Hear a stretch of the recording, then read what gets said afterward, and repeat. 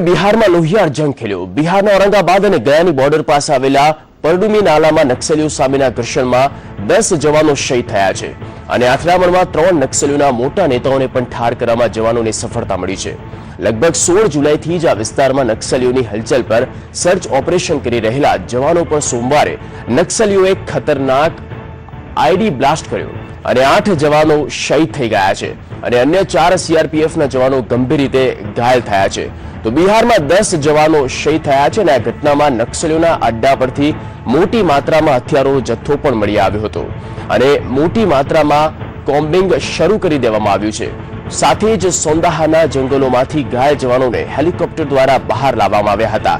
આ સંપૂર્ણ ઘટના બાદ સ્થાનિક પોલીસ અને સીઆરપીએફની કોબેટ બટાલિયન 4 રેઝોલ્યુટ એક્શનની ટુકડી જંગલના ચપ્પા ચપ્પા પર તપાસ કરી રહી છે।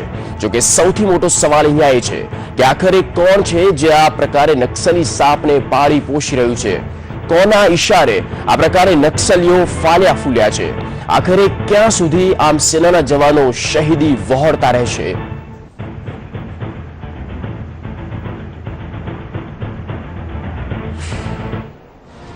वहाँ पर टीम कैंप कर रही है और अभी प्रारंभिक जानकारियाँ जो मिली है उसमें और भी जो कैजुअल्टी हुई है उसकी जानकारी लेने की कोशिश की जा रही है और अभी ऑपरेशन में लोग लगे हुए हैं। नहीं, संख्या अभी तो यहाँ पर 2 हैं, संख्या बढ़ भी सकती है जैसा कि वहाँ पर बताया जा रहा है।